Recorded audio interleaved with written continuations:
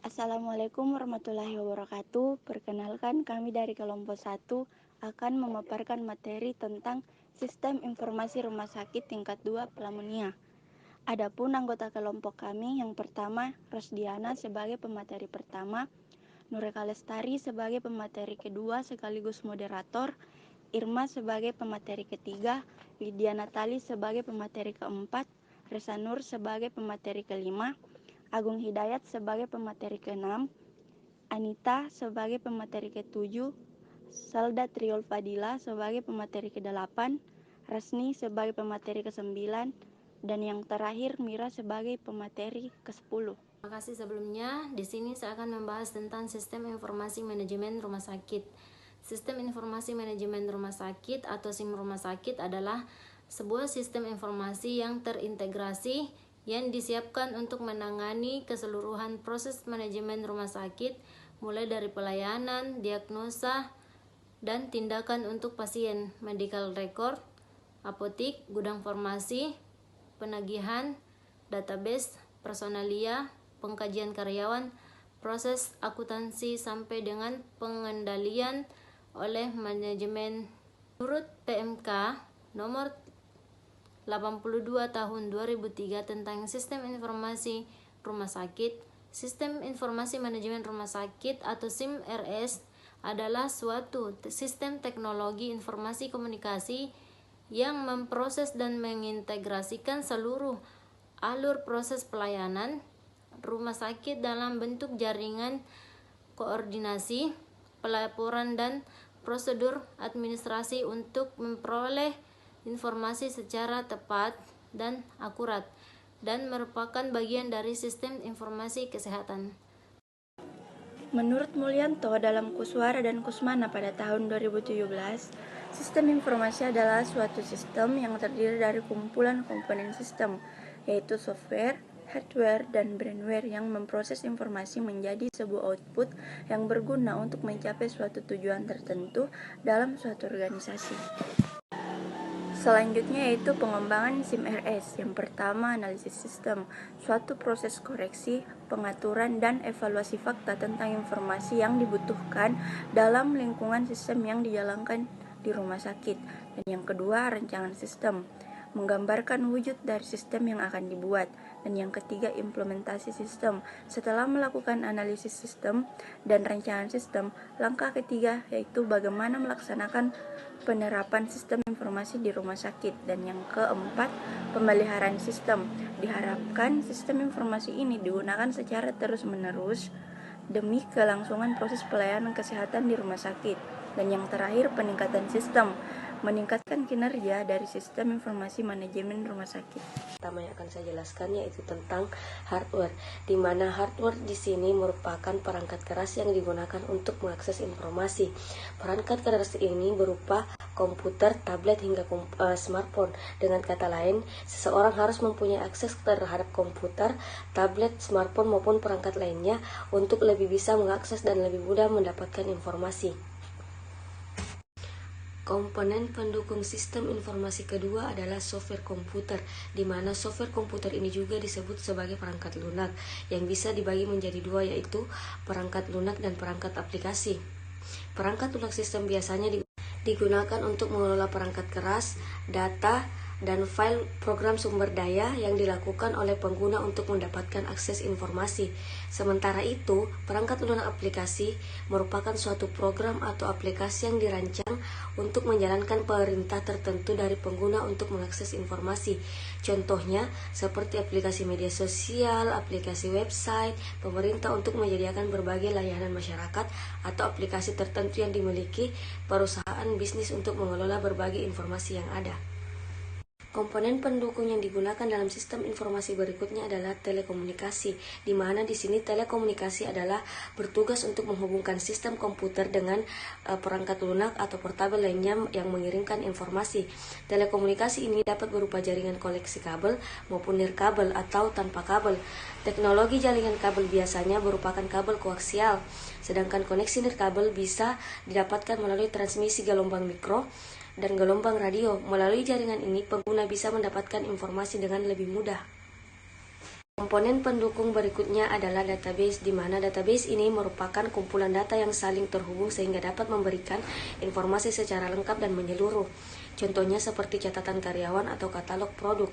Database ini juga merupakan arsip penting. Adapun komponen pendukung sistem informasi yang keempat adalah warehouse dan database, di mana database ini merupakan kumpulan data yang saling terhubung sehingga dapat memberikan informasi secara lengkap dan menyeluruh. Contohnya seperti catatan karyawan, katalog produk. Database ini juga merupakan arsip penting pendukung operasi dan fungsi manajemen perusahaan dengan baik. Melalui database ini, semua data informasi dapat dikelola dengan baik sehingga dapat membantu kemudahan pekerjaan. Komponen pendukung sistem informasi yang terakhir adalah sumber daya manusia dan prosedur, di mana dalam hal ini sumber daya manusia dapat dikatakan sebagai komponen paling penting dalam sistem informasi, sebab manusialah yang menjadi penggerak utama dalam akses informasi. Tanpa sumber daya manusia yang mumpuni, aksi sistem informasi tidak dapat berjalan dengan baik. Inilah yang menjadi alasan banyak perusahaan melatih setiap pekerjanya untuk dapat mengoperasikan sistem dengan baik. Sementara itu, prosedur juga dibutuhkan dalam menjalankan sistem informasi. Prosedur yang dimaksud di sini adalah meliputi cara mengoperasikan serta memelihara sistem informasi dengan baik. Saat ini, prosedur dalam sistem informasi dapat diatur dalam perangkat lunak sehingga secara otomatis perangkat lunak akan melakukan pekerjaan sesuai dengan perintah pengguna menjalankan sistem informasi yang ada. Perangkat lunak akan melakukan pekerjaan sesuai dengan perintah pengguna menjalankan sistem informasi yang ada. Faktor dalam pembangunan sistem informasi rumah sakit. Yang pertama, kebutuhan pasien, di mana sistem yang diharapkan mampu mendukung pelayanan yang cepat, nyaman, dan berkualitas. Yang kedua, kebutuhan pengelola rumah sakit, di mana sistem mampu mengelola transaksi akurat, efisien, dan cepat, sehingga pelaporan pelayanan medik dapat terkirim dengan tepat waktu. Yang ketiga, kemampuan pengembang. Diperlukan sistem analis sebagai penghubung antara pihak pengembang dan rumah sakit untuk mengembangkan sistem yang sesuai dengan rumah sakit. Selanjutnya, konsep dasar keberhasilan SIM-RS. Yang pertama menurut Wahyudi dan Astuti tahun 2013, adanya sistem yang berbasiskan teknologi informasi yang diharapkan perusahaan memberikan pengaruh kepada organisasi, proses bisnis, dan transaksi organisasi. Yang kedua menurut Kotadin, yaitu sistem informasi menjadi prioritas pertama untuk dikembangkan karena besarnya kekuatan lingkungan eksternal dan kebersamaan dari kekuatan faktor internal ataupun institusional. Tantangan dalam SIM-RS atau Sistem Informasi Manajemen. Perkembangan SIM-RS masih belum lancar dan banyak rumah sakit mengalami kegagalan dalam aplikasinya karena adanya beberapa hambatan dan kendala. Permasalahan yang menjadi kendala dan hambatan yaitu yang pertama, pemahaman para pemakai tentang komputer yang masih kurang. Yang kedua, pemahaman para spesialis bidang informasi tentang bisnis dan peran manajemen yang masih minim.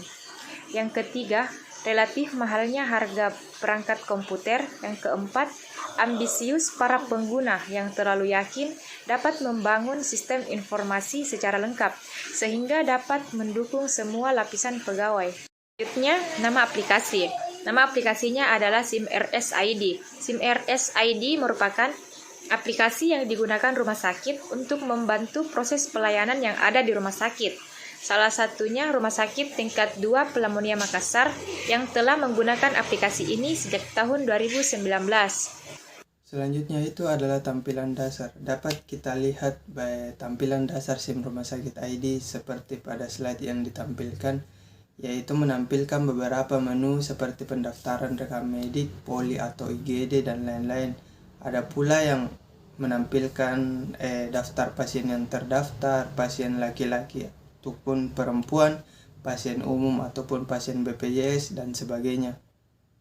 Untuk selanjutnya itu adalah tampilan menu poli atau from pasien poli atau IGD. Yang dapat kita lihat di slide tersebut, ada beberapa hal yang perlu diisi seperti nomor rekam medik, nomor register apabila masih pasien baru, nama lengkap, jenis kelamin, tanggal masuk, dan lain-lain. Di sini fitur terdapat beberapa bagian. Yang pertama itu antrian online, elektronik rekam medis, responsive desking, hitung jasa medis otomatis, laporan RL terintegrasi, dan ready to custom. Nah, di sini supportnya itu terdiri beberapa bagian.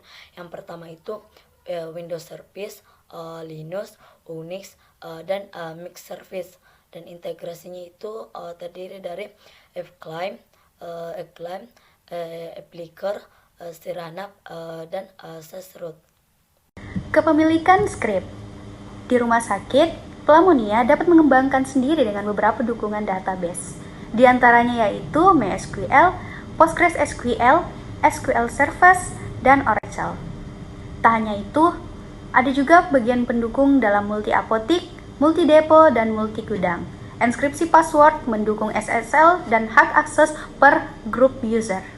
Cool3D, yang mana dimaksud adalah SIM-RS ID mendukung komputasi awan atau yang disebut cool system, yang dimana SIM-RS ini dapat diakses di mana saja dan kapan saja dengan hak akses tertentu. Sehingga walaupun dapat diakses di mana saja dan kapan saja, tetap mengutamakan keamanan data. Jadi maksudnya yaitu SIM-RS ID ini walaupun kita tidak membukanya di Rumah Sakit Pelamonia Makassar, kita tetap mengaksesnya di mana saja. Dan tentunya data-data yang berada dalam SIM-RS tersebut tetap aman karena memiliki hak akses tertentu. Pengembangan mandiri. SIM-RS ID sangat fleksibel dan memberikan pelayanan kepada instansi kesehatan, sehingga SIM-RS ID memungkinkan dikembangkan oleh pihak-pihak rumah sakit yang telah menggunakan SIM-RS ID secara mandiri, seperti di Rumah Sakit Pelamonia ini. Selanjutnya, Rumah Sakit Pelamonia memiliki pengembangan mandiri yang dimana terdapat kode program, yang kedua ada database, yang ketiga kepemilikan program, dan yang keempat fleksibilitas SIM-RS.id. Nah, kode program Rumah Sakit Pelamonia ini sendiri tidak dikunci sehingga memudahkan pihak rumah sakit dapat mengembangkannya secara mandiri. Selanjutnya ada pun database, di mana database diberikan kepada pihak rumah sakit untuk pengelolaan data dalam mempermudah pengembangan rumah sakit Pelamonia itu sendiri. Nah, yang ketiga ada pun kepemilikan program, di mana Rumah Sakit Pelamonia itu sendiri berkomitmen bahwa program sistem informasi manajemen rumah sakit akan menjadi pihak rumah sakit seutuhnya setelah selesainya kontrak. Nah, yang terakhir ada fleksibilitas SIM-RS.id. Nah, SIM-RS.id ini dapat disesuaikan mengikuti alur dari rumah sakit itu sendiri, baik dalam bentuk master data, penginputan data, transaksi maupun laporannya. Selain ada pengembangan mandiri yang Rumah Sakit Pelamonia miliki, terdapat juga sistem informasi manajemen rumah sakit yang terintegrasi di beberapa unit. Rumah Sakit Pelamonia Makassar telah menyelenggarakan sistem informasi manajemen rumah sakit berdasarkan Peraturan Menteri Kesehatan Republik Indonesia Nomor 82 Tahun 2013, yang dimana aplikasi penyelenggaraannya sistem informasi manajemen rumah sakit dibuat oleh rumah sakit harus memenuhi persyaratan minimal yang ditetapkan oleh Menteri Kesehatan. Beberapa sistem informasi manajemen rumah sakit yang sudah terintegrasi di Rumah Sakit Pelamonia Makassar yaitu rawat jalan, rawat inap, IGD, radiologi, laboratorium, ICU, OK, kasir, apotik, dan gudang obat. Sedangkan yang masih on progress ada Kasih TUUD. Ini yang berfungsi memimpin, mengkoordinasikan, dan mengendalikan segala upaya fungsi organik militer dan menyelenggarakan ketatausahaan. Nah, yang selanjutnya ada Customik, rekam medik, dan dapur. Dan yang long progress yaitu keuangan dan pengadaan. Kelemahan rumah sakit apabila dikelola konvensional tanpa bantuan SIM-RS. Yang pertama, redundansi data. Pencatatan data medis yang sama dapat terjadi berulang-ulang sehingga menyebabkan duplikasi data, dan ini berakibat membengkaknya kapasitas penyimpanan data. Pelayanan menjadi lambat karena proses retrieving atau pengambilan ulang data lambat akibat banyaknya tumpukan berkas. Yang kedua, unintegrated data.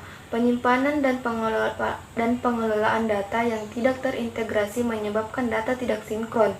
Informasi pada masing-masing bagian mempunyai asumsi yang berbeda-beda sesuai dengan kebutuhan masing-masing unit instalasi. Yang ketiga, out of date information. Dikarenakan dalam penyusunan informasi harus direkap secara manual, maka penyajian informasi menjadi terlambat dan kurang dapat dipercaya kebenarannya.